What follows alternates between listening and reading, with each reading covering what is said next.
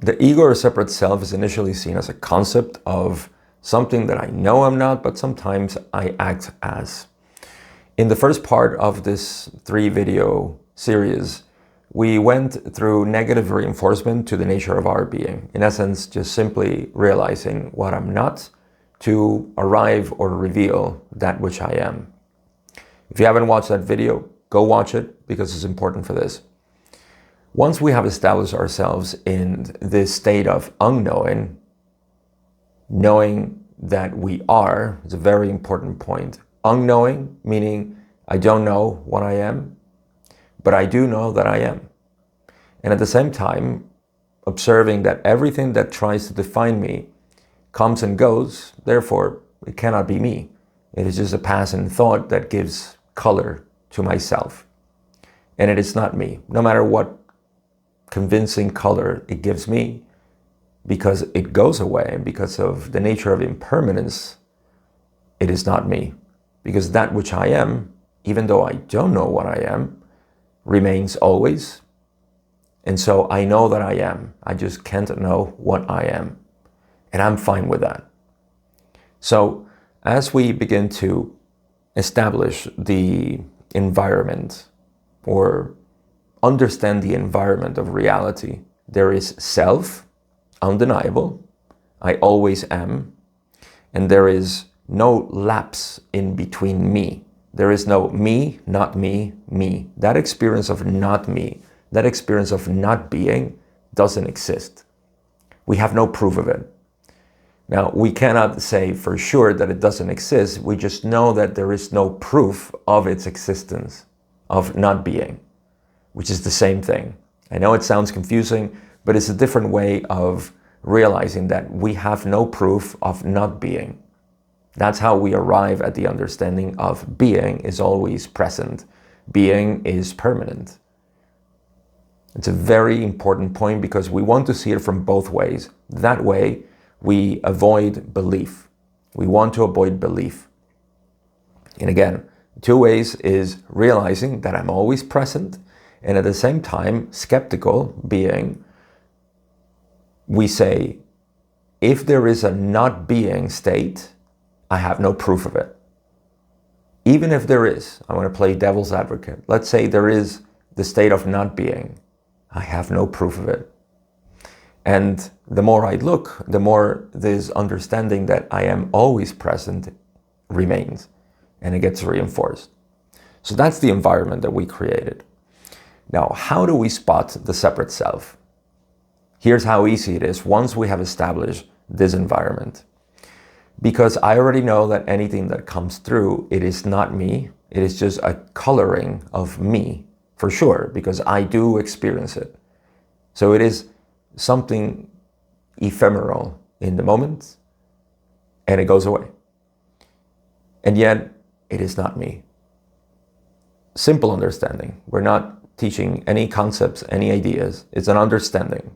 I can see that something comes along, defines me, explains something to me, maybe even judges me, criticizes me, or it bloats me, it creates this feeling of grandeur. Whatever it is, it's a coloring and it goes away.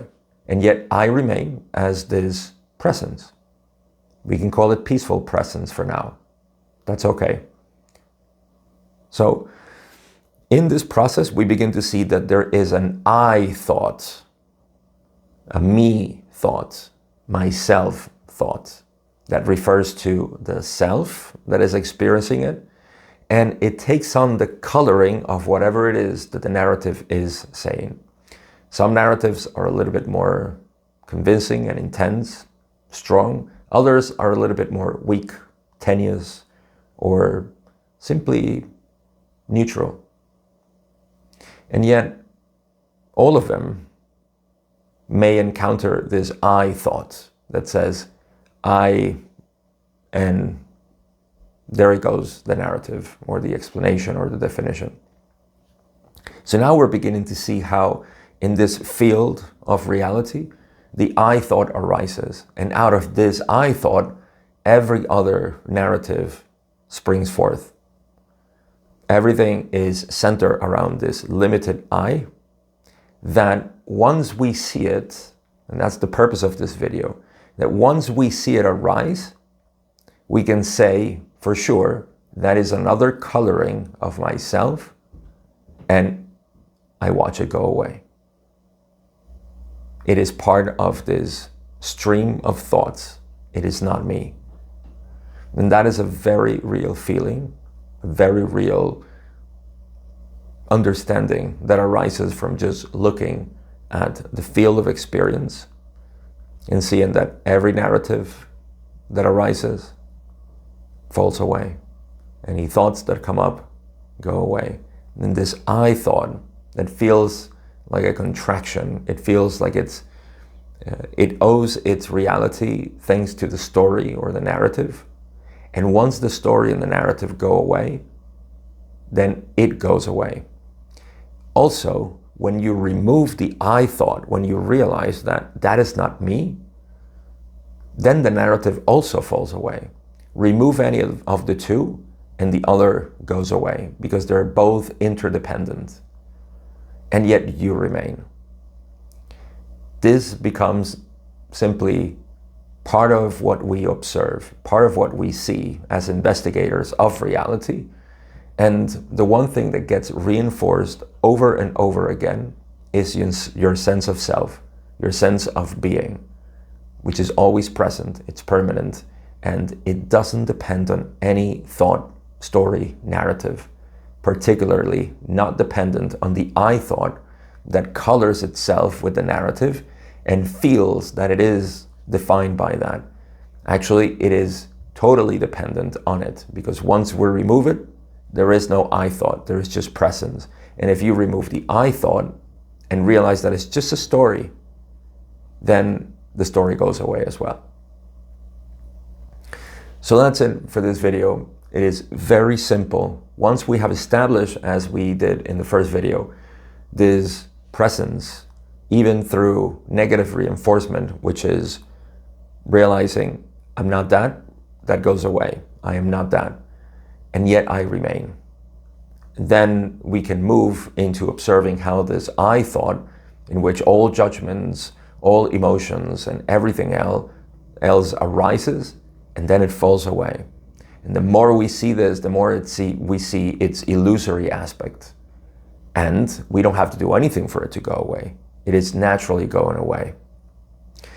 In the next and last part of this very short series, we're going to talk about that, emotions. How do we deal with emotions, and how do emotions arise in this field of understanding of the separate self? How do we deal with them, and what do they actually mean for us? I hope this video is helpful in aiding you to see how the separate self arises out of this field of understanding that we have investigated and become aware of. And I'll see you in the next video.